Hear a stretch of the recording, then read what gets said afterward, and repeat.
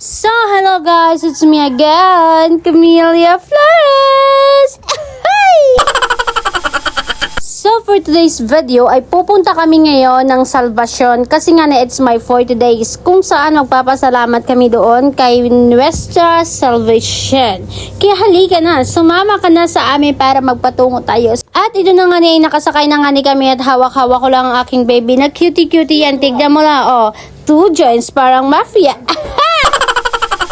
Kasama ko nga ng aking magandang nanay kahit 70 plus na yan. Ahay! So, si nanay, si Laika, si baby, ako lang nga niya nagpunta doon nga ni sa Salvation kasi ang aking my love so sweet in the heaven in the sky ay may trabaho nga ni siya. At ito naman si tatay, ang bantay naman sa bahay. Kaya kami lang, kaya halika na. Let's go! Kung saan ito nga niya, mabalod-balod may pagpunta namin doon dito sa Kaburo, bot nga, anba! Ahay!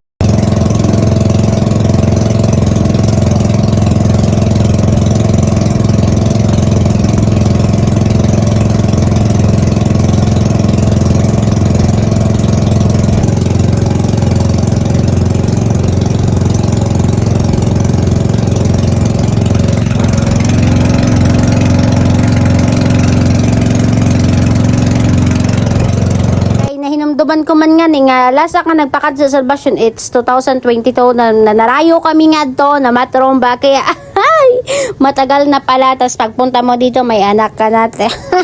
At least gwapo ang aking anak, cute na nga ni, pogi pa. Aha, saan ka pa, hindi na kologi. So, nagtatanong kay bakit nga nasimba naman kami otro nagpunta naman kami sa Palapag. So, during nagbuburod ako, nagsaad man ako, napupunta ako ng Palapag, doon ako magpapasalamat as myself, bada naging thankful ako. Tapos, ito naman si nanay, kasi nagdubi na siya na maging normal delivery lang ako, hindi man ako mahirapan. Nagsaad siya na doon kami magsisimba sa Salvation pagkatapos ng aking 40 days. Siyempre, as a Catholic natin, di ba may tayo mga pinaniniwalaan, may mga saad-saad, kailangan to pa rin natin. Kaya yon, dito kami nagpunta kasi dito man ang pagsaad ni nanay sa Salvation. At nandito na nga kami. So, welcome to Salvation! Hi! Diba? I love Salvation. I love you!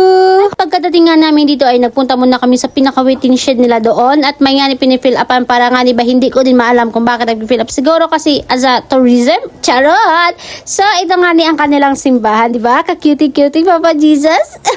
Ito na nga ni ay pupunta na nga ni kami doon sa simbahan. Nag-walking na kami dito. Si nanay nakapot kay Laika tapos ako. Anong self? Ito na nga ni sumunod na kami sa simbahan. Tapos si Laika, si nanay, si baby nagpabilin la din sa lingkuran. Kay ako nang kumato sa tadaukan. Kay hindi naman pwede sama ko pa si baby kasi nga hindi ba kaya ang aso ng kandila, malalanghap niya, hindi naman yung pwede. So ang ginawa ko, nagtaod na ako ng kandila at ito na nga nag-pray na ako kay Papa Jesus kay Nuestra Salvation.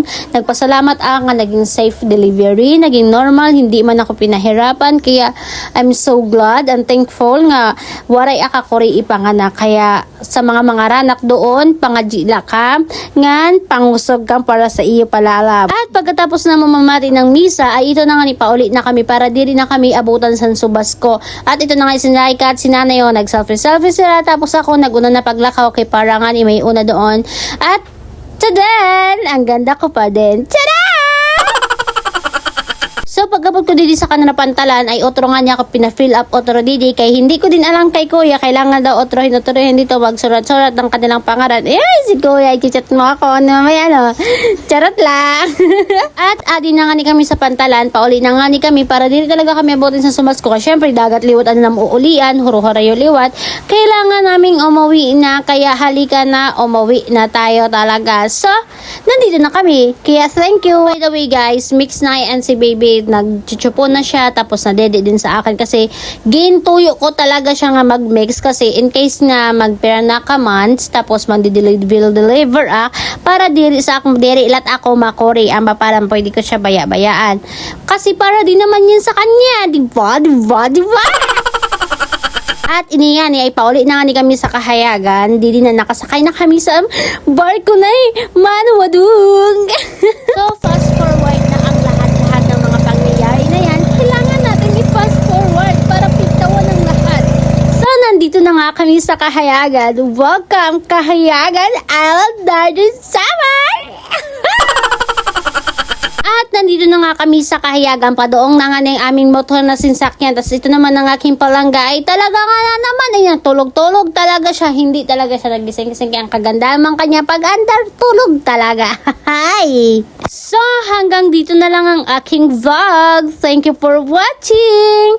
Bye-bye!